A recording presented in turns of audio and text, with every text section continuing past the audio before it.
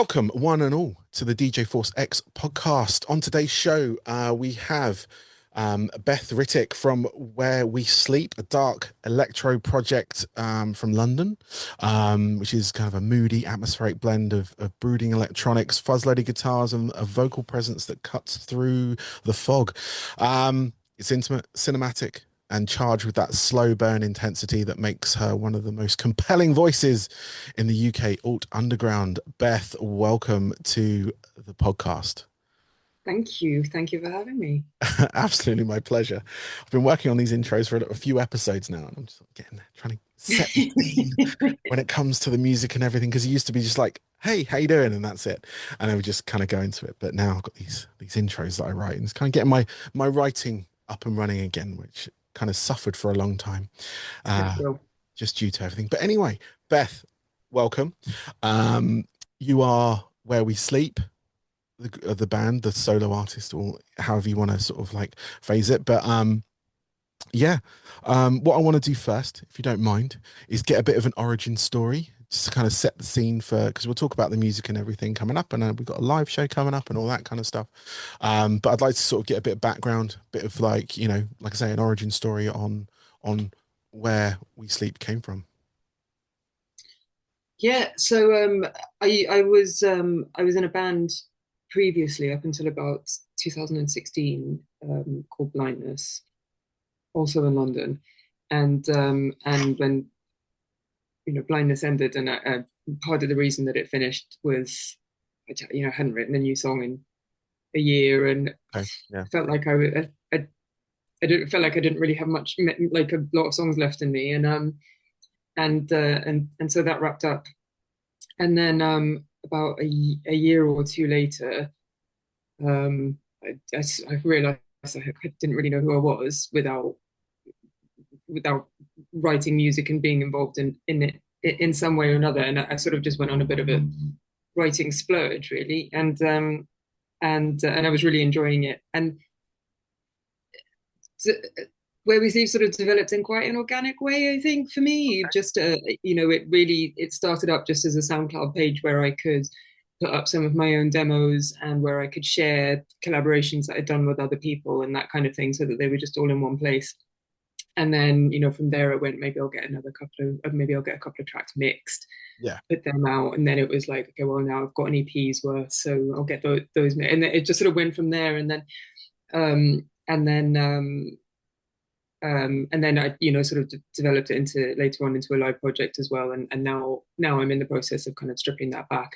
But yeah, so it's become an actual kind of project, whereas it started off as, just me kind of tinkering and really needing the outlet.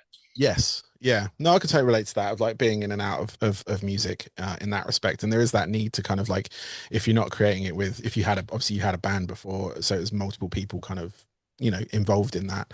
And then going on your own, you're like, you have that itch, you have that kind of like, there's this like feeling of, I feel it anyway, of like something not being finished, you know, Yeah, and it's, like I've been asked before, why do you make music? Why do you write music? What Mhm. drives you? And honestly, the best answer I have really is that I don't really know how to not do that. Yeah.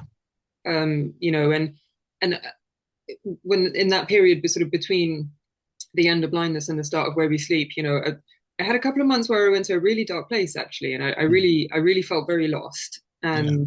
And it was kind of starting to write again that gave me some some direction. And I don't know whether that's a good thing or a bad thing, but to be sort of so dependent on something like that. But I would, I would warrant that most musicians would probably say a similar thing, which is just it just defines, it's such a massive part of who we are and our identity. And if you took that out of us, I think a lot of us would not really know who we were. Yeah, no, that is definitely true. Like from my own experience, that ending of a band, or ending of, that collaboration, it feels like a breakup. It's weird. Like, and there were It people that does. that warned me that this would happen. I'm like, no, no, no, it's just bands, they get over it. It's that it's not, and it like after like one of the bands split, it was that like you have this moment of kind of, I guess, denial. It is literally like breaking up a relationship, which Yeah, it is, because you spent so much time with these people yeah, initially. You've spent a lot of close quarters with them as well. So be it dressing room, a van, obviously the stage, and you feel like you like some of the most intimate moments with them as well, in as much as mhm, how you kind of like can break down on stage, and how you sort of, you are opening up with your music and your performance and things like that, and they see that, which would sometimes, you're doing that initially, it's always feels very awkward in front of yeah, people, like a relationship. yeah, uh, but it is yeah, very much like that. A lot of people, I don't know, it's not taught. I don't it's not taught when it comes to bands and music and things like that. It's not one of the things, like, I've been to a music school, and obviously they're not going to take you through that. It's like they don't teach you how to do taxes at school. They're going to yeah, take you through a breakup. But that's exactly what it is. And you go to a dark place. Like, it gets like, you're like, oh, what am I going to do now? How am I going to, and then you try and figure out how your creative outlet is going to be yeah, fulfilled. How you gonna work that? Obviously, my sort of side of things, I did go to that moment, but I had DJing as my outlet. So I had that kind of live performance aspect, playing yes, other people's music, but I had the sort of like energy. I got that energy boost from it, which isn't always, again, it's like, is this a healthy thing? Should I be relying on this? Should I, exactly. and that's where, I've, since my bands have come and gone, there are like solo bits that I've done, and or I've worked, in collaboration with another artist, or I've guested on another song, or a song for people. So I've kind of dipped my toes in and out, but I'm kind of now, I'd say, over it, if that makes Yeah, sense. yes, As you get to that point where you're fulfilled with something else, and those sort of aspects. But no, totally, like, I can totally sort of relate to that side of things, where you hit that sort of like moment of, oh God, that's finished. Well, what am I supposed? Is that it for my musical outlet, my career? Because yeah, you enjoy it, yeah, despite it kind of, I don't know how these things fell apart for you, but you kind of like, you try and recreate some of that stuff, even if it's on your own, like, making those music like you have. You've gone through, and I'm in looking at your Bandcamp page right now. It's at the bottom of my screen here, and there's a bunch of tracks on there that you've released since. yeah, and so the this album coming up is my second one now, so I feel like I think we're always figuring things out, aren't we? Like, nothing's, one album is never the same as the last one, but so with and that there's always kind of doubts and kind of a confidence thing, but I think certainly going it alone and going solo has because there's that thing of leaving a band as well, isn't there, where you're just like, what if I was only good because I was with them? Yeah, yeah, So sort of going it alone has given me has given me sort of a bit more confidence to, sort of in my own abilities. And, I still have the dreaded imposter syndrome that I think most musicians have, but it's a totally different experience doing it by yourself. yeah. Obviously, like I say, this is your second album. It's called The Arsonist. It's going to be out in June. For everyone that's listening, there are a couple of tracks that you have released so far.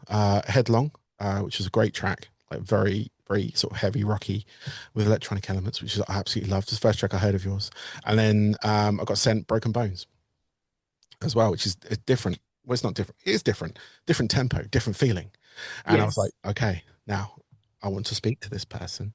Um, um, and that's how we got to this point, everyone. But no, like the tracks you got, I'll start with Headlong. I mean, Headlong, like, that kind of like came because I've always loved when musicians or rock musicians and stuff like that incorporate the electronic elements into their music. Obviously, being a solo artist is, or a solo project, I should say, um, you're kind of doing everything. So, the it makes sense to have that electronic element to it, purely on the basis of, you can't play every instrument on stage, but you can have other stuff set up to play with. So you can have your guitar and play, keyboard and play, or vice versa, whichever way it Yeah. works. But obviously drums, stuff like that, depending on how, I don't know how your live set works, but we'll talk about that in a bit. um, but yeah, just sort of like having that crossover of that kind of rock sound, but with the electro. I mean, you've kind of gone for the darker side of things. Like I know I sort of noticed some of the influences on the sort of, for fans of thing you get on there. But like obviously from your point of view, where does that come from? Where is your, like, when you started writing this for this project or this band, what were the influences coming into this? Obviously you came out of another band. Is it, I haven't listened to Blindness, so I don't know if it's vastly different or It's not vastly different. It's Where We Sleep is definitely an extension okay. of Blindness, I think. I think that combination of electronics and um, guitars, Yeah. and particularly the sort of like big bass sounds and that kind of thing has been an influence to me for a long time. So I'm always have that kind of drive to recreate that. Um, when so I grew up in Botswana, Okay. and as you can imagine, Botswana we didn't get bands like the Jesus and Mary Chain touring every year, so Imagine not, um yeah. so we were sort of a bit more limited in what we got. So what we tended to get was either, when people had been overseas, they would bring back kind of, you know, CDs or albums that they'd bought, or we would get MTV Europe as well. But I remember I remember a very clear moment where I was losing interest in the music that I'd been listening to as a young teenager and as a child. And I had this, looking back on it now, I had this sort of weird feeling that there was something more. And a friend of mine in Gabs, um, we were out together, and he said to me, have you heard this song that's on MTV at the moment called Stupid Girl? Ah, And garbage. Yeah. I was like, no, I hadn't seen it.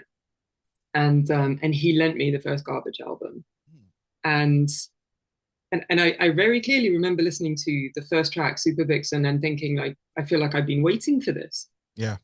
I feel like I've been waiting for something. I don't, there was something that just really resonated um, with me, and obviously it helped, having like a very sort of um, a very strong but also very, very vulnerable lead vocal certainly helped a little bit. That, I finally got to see a redhead up there as well, and but it really resonated with me. And there was a very sharp turn in the road for me at that point, where once I'd sort of started listening to that, I was suddenly like my music, I was suddenly open to, a lot of other artists like Massive Attack and PJ Harvey, and and I remember actually an ex boyfriend of mine in Johannesburg introducing me to Curve as well.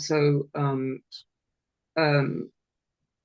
so and then sort of through the years, then I was sort of discovering more things like, Nine Inch Nails and Sneaker Pimps and that kind of thing. So that kind of, bands using the studio as an instrument was a big influence on me from there. But yeah, there was a very sort of sharp turn, and a sort of whole new world of Yeah. music sort of opened up to me. And then when I moved over to London, and when I was about 21, I had a great time, because there was bands that I'd never heard of before, Yeah. that were massive over here, and people were like, "How do you not know this band?" And I was like, "Well, they didn't quite get to Gabs, Yeah. so while everybody was listening to stuff that was kind of coming out now, I was definitely kind of delving back into the 90s and 80s. So. Nice, nice. And you can hear that influence in your music, which is great. Like a lot of those bands you mentioned, like Curve, Sneaker Pimps, obviously Garbage were huge. Like they still are. In fact, I'm not gonna discount them right now because they're still playing those big shows and everything. And I've always been a fan of theirs, like throughout the years. Um, and yeah, hearing that first album or hearing those tracks off that first album, obviously Stupid Girl was huge. But yeah, I'm trying to think, was the other one Queer was the other one as well, which was like that was a huge song. Yeah, And there was bands that come out like Skunk and Anansie as well came out of that. They're a bit more heavy rock, but yeah, again, strong sort of like female frontage as well, which was like So she's still so great on stage, Oh, you know. both of them are. Like I saw Skunk Anansie a couple of years ago. They played a local show to me anyway, and I saw them back in the day on festival slots. Like I used to go to Reading Festival all the time, so they're on there. Same with Garbage and stuff as well. But like seeing her now and seeing how much energy she's got and how much presence there is, like it is like one of the best just front people of any band, Absolutely, if you yeah. will. And just like the way that she can command the stage and the band for that matter, Yeah. and it's just crazy. And the person she is off stage as well is fantastic as well. It's like same with Shirley as well. I think it's those like from back then as well. Like I mean that it was my sort of teenage years. I think if I remember, yeah, I was a teenager. I'm trying to think. How can I age myself even more? Um, um, but no, that was like having those bands like in that circuit and like going to these shows and festivals and seeing them on various stages. And I think I've got tickets to see Garbage and Skunk Anansie this year on the same bill. Because I Oh, think, I do as well, actually. yeah, Yes. I think I'm going either to the Southampton show or the one in the Forest. It's one of the two. I didn't buy the tickets, my wife did. So Right. I'm not sure which one she bought in the end. But no, I mean, like say back to your sort of music and stuff, like you can sort of hear that influence, especially when it comes to like I mean, the electronic side, I don't want to like harp on too much about it, but it's got, like you mentioned, Massive Attack and Curve and stuff like that. And those bands were like, still are. I mean, Massive Attack still are in that sort of realm of electronic. But Curve, not many people still reference Curve. Like I've got albums of theirs in my collection amongst I've got like well I've got just stacks of vinyl and everything around me. So there's a couple of Garbage albums and there's a couple of Skunk Anansie albums. And I think I've got is it Curve? Did they do the track Leave You Far Behind? Is it that Curve I'm thinking of? I can't remember. Um, anyway, I remember that band from back then, and obviously I DJ clubs and stuff back then as well. So on the alternative side of things, I did like rock clubs, metal clubs, but when I brought that electronic element in, it was those bands Yeah. because they crossed over. And like things like I didn't play Portishead, but it's Portishead as well. Um, Yeah. and just sort of like that sort of sound from back then, and it's still a big sound for people. It's still a big sound now when they release stuff.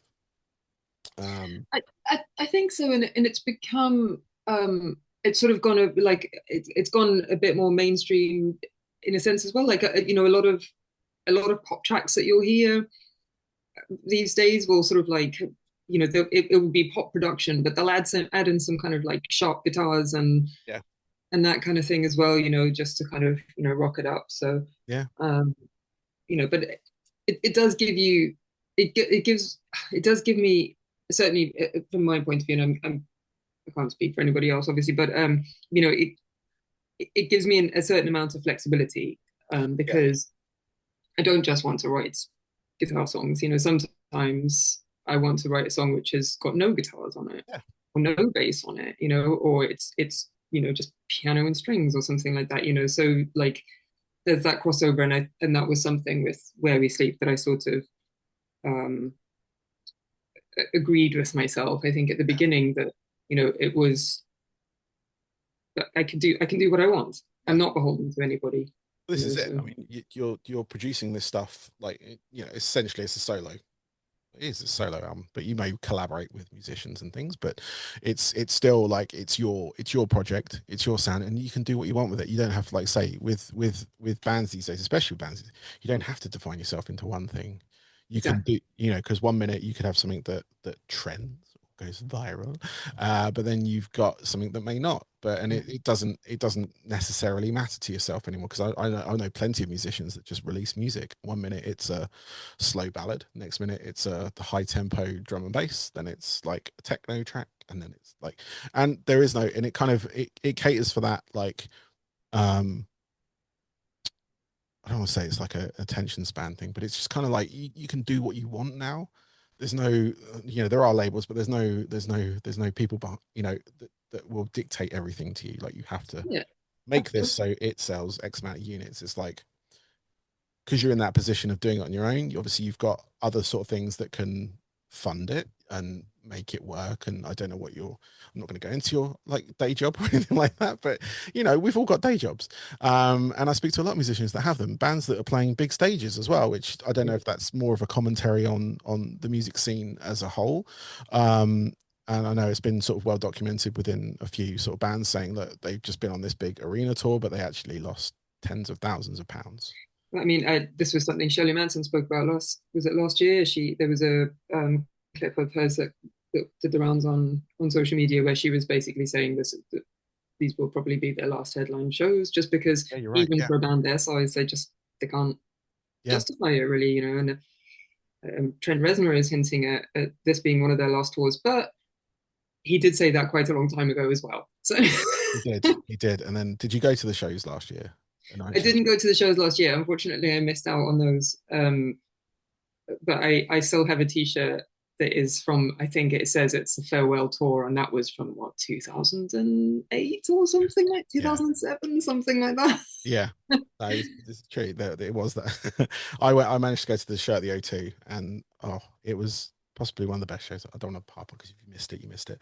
But it was very good. It was just the whole thing was orchestrated so well. Yeah. I And mean, it looked, the footage that I've seen, especially with the stage in the middle yeah, and and everything, they looked incredible. utilized everything. But to him and Boys Noise, they were either sides of the venue.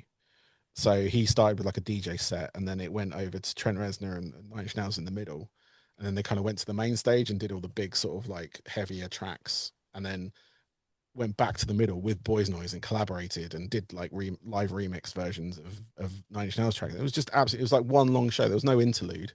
There was no break between the bands, no setup, no 15-minute breakdown. So, and it was just like so well orchestrated, use of the venue, use of the time, like sat down, or I was sat down, but just sort of like so much going on. And obviously the light show, the visual side of it as well was just insane. I've seen Nine Inch Nails a few times in the past, festival slots and all that kind of stuff, and this was a very different show. And like I say, Yeah. he's hinted that they may not tour again, but that doesn't mark them out of doing like a residency or something, which is what I think a lot of Yeah. bands seem to be bigger, like the older bands are sort of gravitating to, especially with that dome thing in Vegas. And obviously the O2 are equipped to do that sort of side of things as well. Initially, they were set up to do that, I believe, with Yeah. Michael Jackson. And Yeah. I have to say, just from some of the footage that I saw of it, if I had a lot of money, I think going over to Las Vegas for the Joshua Tree shows would have been yeah, quite something. And I know it's not cool to like U2 anymore, but it's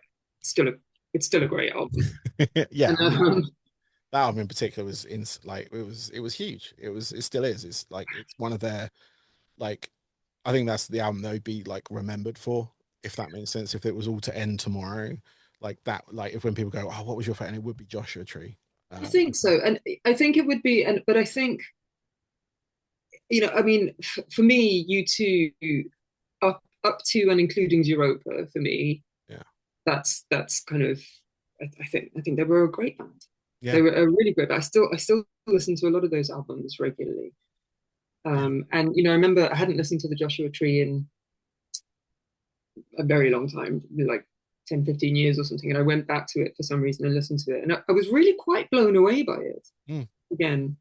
It's surprising. Like I don't say it's surprising because they were kind of like commercial rock when I was younger. Like it was like they were everywhere. Like so you Yeah. got kind of a bit over thing, but you do get like when you do actually like it's the thing with being a musician myself and having that I do go back and I listen to these albums that may have been oversaturated or the singles may have been oversaturated at the time, but actually Yeah. giving the album a proper chance. Like I bought the albums, like I have them, so it's just kind of like back then I don't know if I gave it the chance it did. Obviously I had the big tracks, but no, you're right with bands like U2, and there's a lot of bands actually that over the years that kind of like have that moment where I guess where you leave them, um Yeah. a certain album where you think okay maybe I'm not that into them anymore, or you maybe like a lot of the time you get bands where you don't they've just released a new you haven't heard. Obviously U2 you will hear they threw a free album on an iPhone, so it was on iTunes, so it was like they just threw themselves in everyone's faces, and I think that was the turning point of like people don't don't like We that, don't want that, yeah. don't Although want that. I will say I like their new EP actually. I It's haven't the heard that first yet. thing that it's Yeah, the first thing in a while from them that's kind of grabbed me. But Okay, I'll have to give that a listen. I haven't heard that yet, so I'll give that a listen. Um, but back to yourself, back to yes, your. sorry. No, it's all right. It's all right. I like the deviant, the deviation from everything. It's all good. You got Broken Bones out at the moment, which is another track off this album. And there's a music video for that as well, so people can go find that on your website, or on your Facebook and socials and all that kind. It's on YouTube. Just go to YouTube and find it. It's Where We Sleep, Broken Bones. Yeah. Just search for that, everyone. Um, if you're watching this on YouTube right now, just go do that. Don't worry about this. Just go do that. But I'll try and link it in the description below. But yeah, no, you've got a few other tracks like on this album that I really love. I did love Outside and Take Your Time. I know they're sort of back to back on there.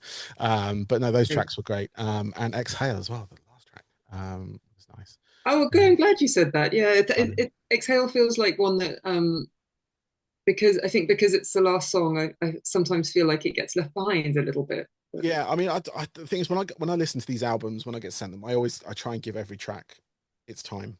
If I find myself not paying attention, I'll go back and start it again, kind of thing, yeah, so I can actually listen to it. But no, I didn't have to do that. I had it on. I was working at the time. I've had it on a couple of times, like I said, and those were sort of like, I mean, there's a few, like obviously like Headlong, as well, and Broken Bones, both great tracks as well. So obviously, you've got this album, this body of work ready to come out. It is ready, everyone. I've heard it. Um, I won't share the link, don't worry. But what's the sort of plan between now and June? We've got this show coming up at the end of March, yes, which yes. is So there's a gig at the end of March. So the main thing that I've been working on is um, the last couple of years that I've been playing with a band. yeah, Um, and again, as we were talking, I'm not at a point where I can pay musicians what they deserve to be paid, and they stuck with me for a couple of years despite that. But it's not fair to keep that going. So I'm actually the gig at the end of March is going to be my first solo show. I was gonna ask. So that's exciting and terrifying. I can imagine it is. I mean, it's in Clapham. It is. It is at the Bread and Roses. Yes. This is London, everyone, London. Yeah. You are on the bill with Freya Beer, and is it Dubaius? Dubaius? I think it's Tobias, but I'm not 100% sure about that actually. So I'm sorry if I've mispronounced that. Like I should know that. um, but it's part of Loud Women Promotions as well. You can find out loudwomen.org. They actually put on shows near me as well. I found out at the Star. All over now, yeah. So, but yeah, this one is on the 26th of March, which is Thursday night, everyone. So Thursday is the new Friday. So, because no Yes. one goes to work on Fridays anymore. No. Um, I'm part of that at the moment, which is kind of nice compared to where I was before, which was retail. So, I'm there every day at that point. But no, this show you got coming out, like I say, it's your first solo show. So what, obviously, like you said, you had musicians that you work with on a live scale. You're now taking it for you to do on your own. How do you prepare for something like that? What is your kind of like, what does your setup look like mainly? Like what are you going to be there with? Obviously, like, I don't want to say backing tracks because that sounds like you're miming. But you've got like a system set up that is obviously playing the music and stuff. Are you playing any instruments along with that as well, or is it I you're using that? I will be playing bass. Okay, cool. Yes. We love the bass. I do. Yeah. I enjoy playing bass. Yeah, so my plan eventually is to sort of have an option to play bass and play guitar on some songs as well. Okay. I'm not really feeling confident enough by the end of March to play some of the guitar songs, so that there's a little bit more time practicing for that. So yeah, so it'll be vocals, bass, and my laptop. Nice. Nice. And Yes. what, like, because I'm a gear geek when it comes to this sort of stuff. What are you running on your laptop? What is your door of choice, if you will? Ableton. Hey, nice. Yes. I love Ableton. I have that on mine. Um, Yeah, it's very good. I was using Cubase for a while, Yeah. and so the first EP and the first album, I think, or at least some of the first Yeah. album were done on were done on Cubase. And I switched during the pandemic. Actually, I switched to Ableton, and I just everything suddenly sounded better. Sometimes the grass is greener, everyone. um, I grew up. Well, I say I grew up. I grew up on Cubase. I learned music technology very early, like sort of mid 90s. I would say, and I studied it in college as well. It was a very new course, I think, at that point.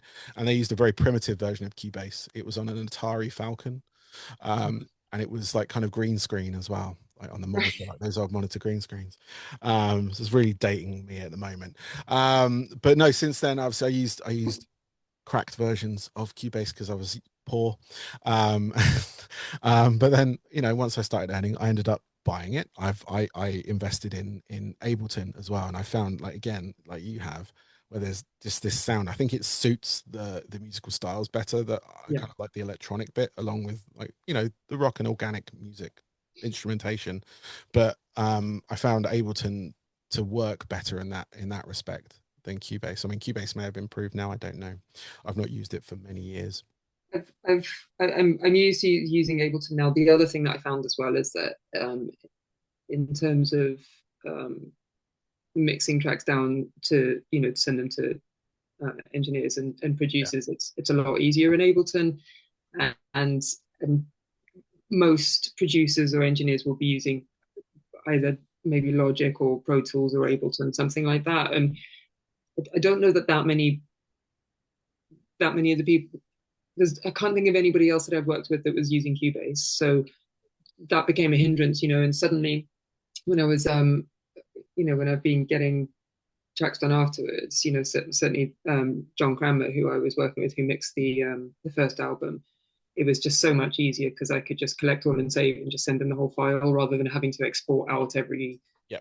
every single track. So Yeah, no, that is the beauty of Ableton. It's unfortunate that Cubase didn't fall like into that. Like, obviously, they were kind of more a traditional DAW, if you will, digital audio workstation, for people who don't know what I'm talking about. Um, but yeah, no, things like Logic and stuff like that I use as well because I'm kind of ingrained into the sort of like that systems, so sort of Mac related systems and stuff like that. So I have that on there as well, which is, again, it's a very powerful tool. That, and even GarageBand is quite powerful if you're starting out and stuff like that. So but no, Ableton was my sort of fallback when it comes to, or is my fallback when it comes to creating new music or even remixes, actually. I found it really easy to kind of like integrate bits and bobs that I needed into there, and like, especially like as well when I looked at performing live, it's a great tool as well. Like, it has that, obviously you can record, create, and do all that, but it does have a performance aspect to it as well, that that's because like, there's the arrangement yeah, screen, isn't there? Yeah. yeah. So I had one of those launch pad things where, sort of, I tried to be is it Madian at one point. The guy, he could create, he had like 400 samples in like on this thing, and he'd play them with his fingers. It's crazy. Look it up, anyone. Madian, it's fantastic. um but no, just stuff like that. And like, and I used it to a certain degree when I was DJing for a little bit, and it does, like, performance wise, it is very intuitive. We're not sponsored by Ableton, anyone, just to sort of, like, we're giving it the big shouts, but I'm open to it, yeah, Ableton, just in yeah, case. yeah, just in case you want to support that new artist, do it. Even a podcast, if you want to. I used to use it to record the podcast. I don't anymore, but um, I can do if they want me to. Exactly. Um, but no, that's interesting because I always like, with when it comes to like live musicianship and when it comes to solo artists, like I've worked in venues where we have live PAs come in, so it would be they'd hand me a CD and just go, "Can you play this?" and then give them a microphone, and then they'd be like, aspiring pop artists Yeah. come through. I used to have a nightclub I used to work with, and they'd have like an under 18s night, so we had like um it was like Dizzy Rascal very early on, Oh Tinchy wow. Strider maybe, and a lot of pop artists that didn't make it, which is the nature of the game. But yeah, just sort of like, and they come in, they do like 3 tracks and like perform in front of these kids. Kids go crazy, they love it, and then that's how they used to promote these things back then. But now, like, I've seen bands that have full production, if you will. There is a synthwave band called LeBrock. Um, who, when I first saw them live, it was the singer, who was very good, and the guitarist, and a laptop, and it sounded huge. I was so surprised of how big it sounded like Yeah. off, because I remember back when I was active in bands, I'd have a sampler on stage, I'd have my turntables, and compared to the organic instrumentation, it always sounded, I don't know if it was the engineer just didn't quite get that side of it. But it always sounded off. Yeah. Like I don't know what it was, and then we ended up going with our own sound engineer, which was obviously a better. It was a better thing, but like now, like I was so surprised like how big it sounded on those PAs and everything, and with the likes of Ableton and stuff, it is possible to do that, like which is great, and I wish you all the luck with that as well, because obviously it's your first jaunt into the sort of solo show, I guess. Yes. I'm Um, embracing my solo-ness. Salonist. It sounds so sad. Um, I've got but no friends. like, like I said, everyone, it's Loud Women at the Bread and Roses in London, which is in Clapham. And it is on the 26th of March, again, a Thursday night, 7:30 p.m. Tickets are available at loudwomen.org. So people can go buy tickets and stuff like that because we're going to get this podcast out tonight. So we're pushing it straight away. And obviously, obviously, this being your first solo show, is it sort of a factor of seeing how it goes compared to like what you're going to do next, or are you already kind of planning your next steps? Yeah, so I think for this year, I think I am just going to I just the more I can play, live by myself, the more kind of confidence I get. So I really need to do that a few times. Yeah, Um, so that's kind of just what I'm focusing on at the moment is kind of just step one really, and just getting as much. But the nice thing about playing by myself, there are still advantages as well. The nice thing is that I can be a bit more flexible in terms of you know which gigs I play, how often I play, and also in terms of sort of switching up sets and switching up sounds and that kind of thing. If a song is ready to go in, it's only me that needs to practice it. So so there's some flexibility in that which I'm kind of enjoying at the moment. nice, nice. Well, good luck with it. Um, it's I'm sure it'll be an experience for you. Um, One way or another, it will be an experience. yes, yes, but I mean, I do hope to catch you live. Unfortunately, I'm not going to be able to make this one. I did kind of look into doing it, but I'm actually going to be out and away, so I'm not going to be there for that. But anyone else that is listening, watching, however you getting this, go listen to him. Go see if you can make it to London, or if you're in London, I've got a lot of friends in London, so maybe they can make it to it, and give them all the support and all that kind of stuff. But yeah, I've got a couple of questions left for you, Beth, if I may, Sure. before I let you go for the rest of the evening. We've kind of already touched on a lot of these, or this question I'm going to ask, but I'm going to ask it anyway because you mentioned Super Vixen earlier as being one of these like pivotal songs. So my question is, I ask this to every person that comes on this show. I always like to pinpoint three pivotal songs or records or albums that kind of, you know, made you want to do what you want to do right now. Obviously, I know we've mentioned, like I say, we mentioned Super Vixen, Garbage. You heard that and you're like, what's this? What is this? How? This is what I want to do. But are there any other tracks you can kind of like give me that you kind of like? It could be something you heard last week as well. It doesn't have to be something from your childhood or anything like that, but just any of those. Oh yeah, there's probably been loads really. I I think I will also. Oh, was it only three? It is only three. Only three. All right. Some people cheat and go four, and some people just rattle off a whole bunch. But no, I like to try and stick to three if you can. If you can't, it's just this question of like what I like. The reason I ask this is obviously it helps with people watching and listening and finding out kind of where you're sort of. We already talked influences, but where you kind of came from musically. But also gives me stuff to listen to again because like I can chat to people and I like they'll mention this album and I'm like I haven't heard that album in 15, 20 years, and it just helps me go back to it or go to something I've never heard before, and stuff like that. But it's just kind of like seeing you know where you came from really. So I think another one for me, which was probably came, hot on the heels of sort of garbage and this whole kind of new wave of discovery for me was "To Bring You My Love" by PJ Harvey, Mm. and I think because it's such a it's such a coarse album. It's there was something about the rawness of it, the rawness of her voice, the rawness of the lyrical content. There was something about that that really appealed to me. So Mm. I think I will say that one. And the next one actually is a bit more recent. I think 2020. I think I'm going to say "Fetch the Bolt Cutters" by Fiona Apple. Okay. And the reason is because I remember the first time I listened to it, and I remember messaging a friend about it because he had posted about it on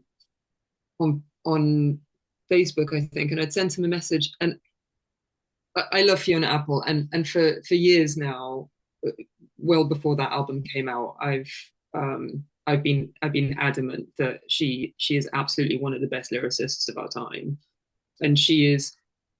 I know a lot of people know who she is, but I do not think that she's given the credit that she deserves for her lyrics, because that it's just they're sublime to me. I often listen to her lyrics and I'm just like, how, woman, how did you come up with this? But I remember listening to Fetch the Bolt Cutters, and it's not only is it's a sort of slightly bonkers album, like it's very percussive, and she uses a lot of background noises, like her dogs are in the background and that kind of thing.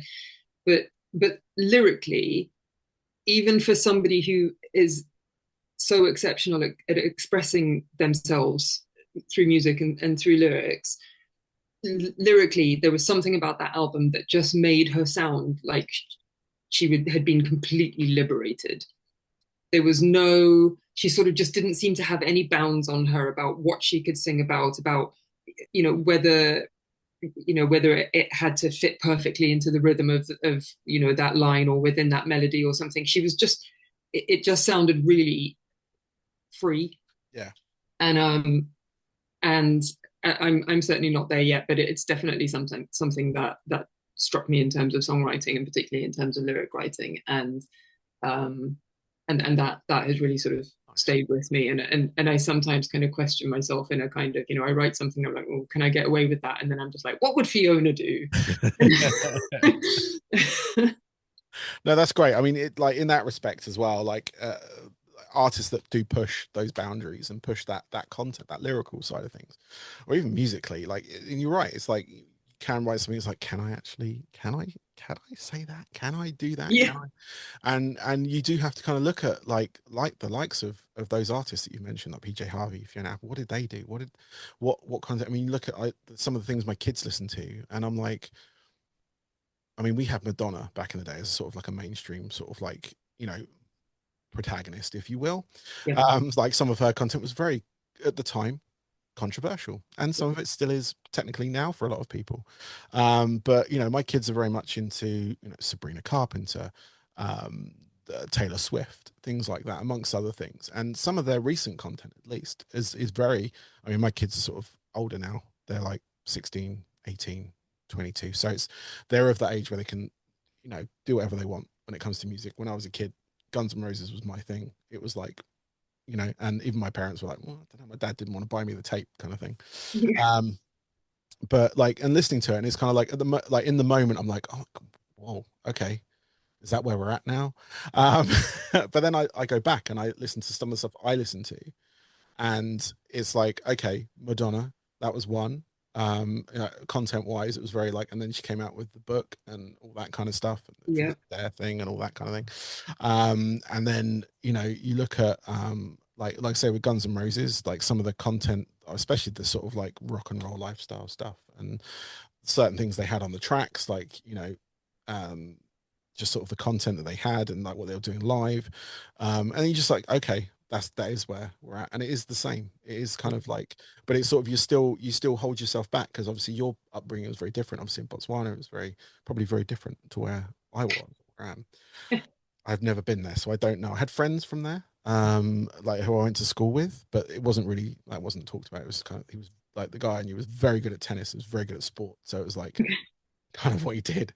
Um, but yeah, just sort of having like being able to measure that content. Like when I look at like whenever I've looked at releasing music or being part of something, is like, can we, should we?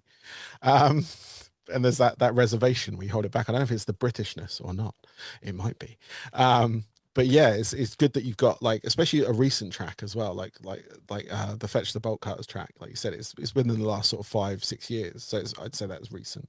Um, and still pushing those buttons, those boundaries that you feel like, especially with your own songwriting.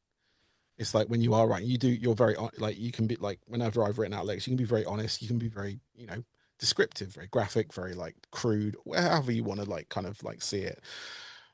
But there is that moment of like, can I? Should I? Is Yes. anyone else? Yeah. And then you go back and And listen to stuff. sometimes, and I think this is what I loved about that album. Sometimes you sort of write something and you're like, oh, is this line just a bit kind of obvious? Just not in terms of like it sounds cliched or something, but just more just, is it really obvious? Should it be a bit more poetic and a bit more Yeah. mysterious? And you know what? There's a time and a place for that, Yeah. but there's also a time and place to just go, no, this is exactly what I mean. Here it Yeah. is. And it needs to be like, yeah, as like you say, you could kind of want it to be poetic. You can kind of want it to have that kind of like uh mystery, I guess, about it, but you don't want to be blatant. But sometimes blatant is the best thing. Yeah, Like especially in today's, I guess, today's age, if you will, today's market, or whatever you want to like call it. But being kind of blunt, there are artists out there that kind of will push those boundaries of being mysterious, so you can kind of interpret it to yeah. be something else. But if you don't want it to be interpreted as something else, because it's your art, it's your songwriting, it's your song. And yes, you are giving it to people, but sometimes you just want to like, I don't want to have to, obviously, once people have it, they interpret it their own way anyway. But if you're And clear, it's important, I think. yeah, and if you're clear with your message as Yeah. well with it, like, there's no guessing as such with it, but it'll still go into someone's head as being something else. You can't Yes, stop that. absolutely. So you want Absolutely. But like I remember sometimes, and again, like we say, like sometimes it's nice to have things like the amount of songs that I love, and I'm just like, oh, this is the soundtrack to my day, and I probably have no idea what the song actually means, but it means something to me. I've interpreted yeah, it in a certain way, and that's really important. But sometimes you need Alanis Morissette to come along with You Ought to Know. And it's very much like, this when is you do, exactly what yeah, happened, down to the fine details about, the back of a cinema. And, yep, yep, very much so. My and Yep. there's a time and place for that as well. Yeah, my daughter has just discovered Alanis Morissette, which I'm is going to great. see her in summer as well. Yeah, So, yeah. My wife and kid have got tickets to one of the shows for it. Because my wife saw her first time around. Like she's went to an international school when she was a kid in the UK, but they got tickets to see Alanis Morissette. And she got to meet the band. Didn't get to meet Alanis Morissette. Got to meet the band. Got a signed CD and all that kind of stuff. She's been a massive fan of hers for years. But then my kid randomly heard her stuff over the last sort of, I think, year. I think it is now. Obviously she did. I think she did Glastonbury and stuff, so that probably helped.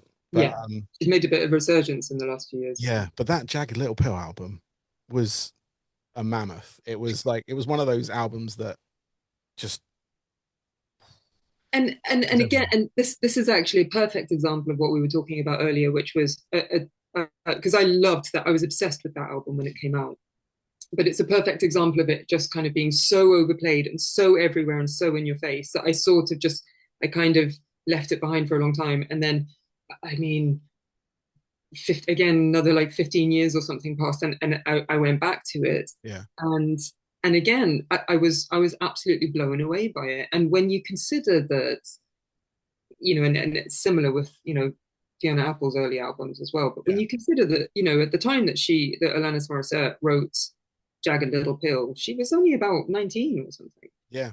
And it's an exceptionally well written album. Mm. Um, and I feel like older me got it a lot more actually than younger me. Like I loved it when I was younger, but I feel like I understand it. Like some of it was just a bit over my head. Right. Whereas now I can really see kind of the, how in depth some of the lyrics really are. Well, that's the thing as well. Like you say, she was very young at the time of writing that, and to get that kind of like that, I don't call it content, but that music, like from such a young age, and obviously have it resonate now, like 20 something years later. Yeah. I think it's 25, is it? Oh, I don't know. It sounds horrible. But like lyrically, I've listened to it, and I can, it does, it impacts you more now. Like Yeah, there are some, like, especially obviously you got the sort of like harder tracks like You Ought to Know and things like that, and then you've got the sort of like slower, more ballady tracks that still hit really hard. Like back when I was a kid, it was like, oh, she's angry, but it was kind of like a lot of the stuff, like you say, was lost. yeah. A young person like myself, but and you're right. I think every song on that album, I think, got released. I think that's my theory, because you'd hear like all the songs off of it. Every single one. Yeah. I mean, even the hidden track was massive, wasn't it? Yeah, exactly. And it's just like it was crazy. It was like one of those albums that just sort of just it just kept going, and it's been obviously it kept going brewing at the background. But then like she came back a few years ago and did like anniversary shows. Um, but and obviously she has had other albums out as well since. Um, and I can't remember the name of it. Is it something supposedly? Oh, I can't remember. Supposed former infatuation junkie. That's the one. Because I remember when that came out and she did that video where she is not wearing anything, but she's just walking through people and all that kind of stuff. And that was the sort of like it was the follow on to the Jagged Little Pill. It wasn't as successful. Obviously, I don't think it ever would be. That album, like I say, the album just everywhere. I think I don't know everyone how in you the follow world that. owned a copy. You could not be anywhere without owning a copy. No, Um, exactly. and yeah, no, and I mean, Alanis Morissette is like now when I watched her performance at Glastonbury last year, I was totally blown away by that as well because I it's not was, yeah, yeah. not often that people can keep that intensity in some of those songs, especially when you kind of you mature in age and your voice may not have that anymore. But she had the whole way through that show, her voice just kept giving, like just It kept was giving you know, she is. I think you know she's always lauded as a songwriter and as a great performer. She, you don't hear people talk about her as a vocalist quite as much. yeah, She's an exceptional yeah, vocalist. She really is. definitely, definitely. And I'm sure my kids will, or my kid and wife will enjoy the show that is coming up for her. Um, but yeah, no, like that, like yeah, Alanis Morissette. I'm gonna add that as your third one. Um, um, Oh, that's just my fourth, isn't it? because Yeah. we've just waxed lyrical about it, so why not? But no, it was yeah. I mean, those three artists. I mean, PJ Harvey is legendary. Like, So um, great. yeah, so great. I can't say anything other than that really. Like legendary is the big status of that. Like Yeah. musically over the years, it's been consistent, it's been good, it's been experimental, it's been just groundbreaking. It may not hit the heights of the charts and all that kind of stuff, but that doesn't matter when the music's good and you hear it and you know they can make a living from it as well, which is even better when it comes to an artist side of things. But yeah, just legendary. Fiona Apple, we've already talked about that. It's a like great artist. And then Alanis Morissette, again, a great artist. Fantastic three. I'll call those. And I'm going to throw Garbage in there as well because you mentioned them earlier. And Yeah, yeah. yeah, and again, that's the fourth. We'll go with the fourth. So we've cheated it already. Slap Um, another one in there. yeah. But I can't argue with any of those. They're all fantastic. So it's great. But my last question for you. Actually, no, I'm going to ask you another music question because I can see there's a record player behind you. There is, yeah. It's actually I've just moved house last weekend, so it's not actually hooked up yet. But Okay, yes. I'm not going to ask you to play anything. Okay. I'm gonna ask you your record collection you've got there. What is your go-to record out of that, if you had to? Oh God. So I'm just going to go with this because it's probably my most played because I think it's probably the best album ever made is Hound of Love by Kate Bush. Okay, nice. Yeah, Yeah, I mean it's just everything, just the lyrics, the production, the just everything is just so groundbreaking in it for yeah. me.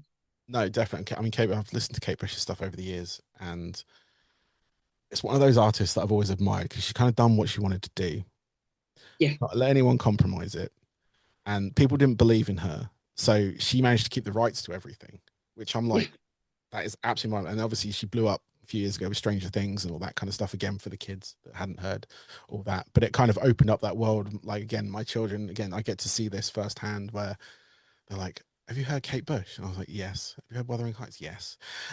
"Running Up That Hill?" "Yes."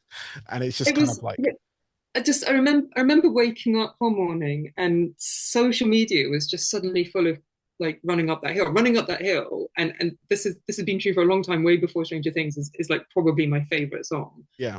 And suddenly I looked at social media and it was all I could see was running up that hill. I was like, what is going on? Have the algorithms just suddenly targeted me or something? And I remember everybody suddenly went crazy for it after Stranger Things, and then of course all the gatekeepers came out and very kind of like, oh, you only like it because it's Stranger Things, and I'm like, shut up! Like, this is fantastic. I just Yeah. like this is one of the best artists in the world ever, completely mad. Yeah. Yeah. Totally. Like some people are just going to like running up that hill, and some people are going to really delve into her work, and it's a whole world. Yeah. Like, let them get on with it. It's Like, showing stop being mean. it's showing it's like it takes them out of the sort of like, I'm not gonna say run of the mill artists because there's a lot of great artists out there, but their sort of their content, their music output is very kind of, say, gentrified. Is that the right word? But it's all very kind of like marketed very well, produced very well. But Yeah, you go back to this where she was sort of like she was the master of her own domain. Now this is like, it's like a true artist at work here. There's no absolutely. like, obviously there was like contributors to it and all that kind of stuff, but like I said, the record companies generally didn't believe enough in them to want to sign over or to keep the masters and stuff like that, which is genius.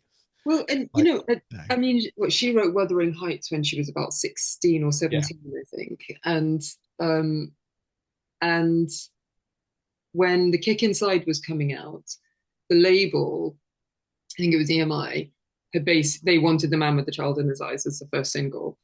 And she was like, no, it's got to be Wuthering Heights. And they were just like, well, actually, I think it's like The Man with the Child in His Eyes. And she apparently, this went back and forth. And apparently she just went, you can't have the album unless it's Wuthering Heights.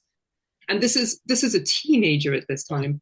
And she basically took on EMI and they just went, okay, fine, it can be Wuthering Heights. And it went straight, it went to number one. yep, It blew everybody away because nobody had heard anything like it, yeah, and she became the first female artist in this country to reach number one with a song that she had written. yeah, And she has, again, there's so many things about Kate Bush that people just that kind of don't know quite how groundbreaking she really was. And she was one of the first artists in the country to use a Fairlight sampler, and the head mics that yep, Madonna is famous for. She basically invented it, yeah, out of a coat hanger, and so yeah, so completely groundbreaking. yeah, absolutely, absolutely, and yeah, no, it's fantastic. Like, and I love when stuff like that comes out. And I've got a couple of Kate Bush records in these. Well, we can't see them, but I've got boxes of vinyl. This isn't a fancy background. This is actual real turntable. Like, and that was a Roland rat that's just Oh fallen. no! Got him. I've Don't got fall him. over. It's fine. There he is. He's good. He's good. Um, but yeah, no, obviously, yeah, fantastic keeper. But yeah, no, I just want to, because I saw that I've been looking at that turntable for a little while, and I saw the records, and I was like, can I ask? And I did.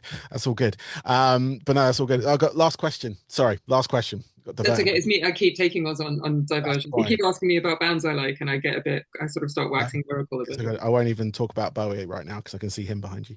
Um, Oh yeah, that was the Q&A exhibition. Yeah. what are your hobbies away from music? So when you're not producing for Where We Sleep, what do you do to kind of like, have you got anything you kind of like use to unwind, or like I said, just hobbies like away from the music side of things? So I'm a runner. Okay. I a few years ago I was doing longer distance running. I've had some injury problems over the last few years, so that's sort of taken a back seat. But Yeah. that's the main one, Okay. is running. So I'm on shorter runs now, but Still running though. that's still the way. Yeah. Yeah. Okay, cool. That's awesome. Well, Beth, thank you very much for your time. I really appreciate it. Thank you. Good luck with the show, first and Thank foremost, you. because that's coming up. Let's make you even more nervous. No pressure. But good luck with the album. Thank you so That much. is out on June the 5th, everyone. It is called The Arsonist.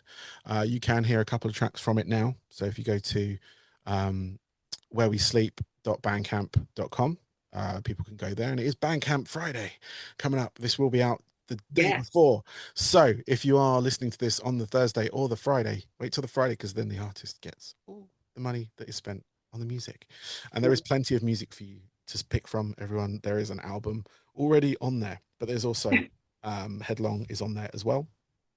Amongst many other tracks, you got Write My Name, where you work with Miss Muhammad, the Power Song, you got Broken Bones on there as well, End of the World, everybody. Everyone go look on it, but it's Where We Sleep .bandcamp.com, or find you on the socials, Facebook, Instagram. Um, they can find you on there. If they search for the band name, they'll find you on there as well. Yes. But the show, I'm going to plug that as well. Thursday, the 26th of March, is Loud Women at the Bread and Roses in London, in Clapham. It is only, well, I say it's only, I can't even see the price on there. What is the ticket price for that? Is it £10? I think it's only £11. £11, even better. Yeah. It's only £11. That's a good night out in London. That is a cheap Yeah. night compared to what you could pay for some of the tickets I've paid for um, to see artists. Ticket prices are too much. Yeah. They are, but you can still support these underground artists. You might find your next favorite band, everyone. It's always worth a night out just to go see these bands. But yes, you're playing there on the 26th of March, 7:30 p.m. That is when it starts. You can find out more about that at Loud Women as well. They will have all the details about the show and all that kind of good stuff as well. But Beth, like I say, good luck. Thank you, and have a good rest of your night. Yes, you too. Thank you so much. Bye bye. Bye.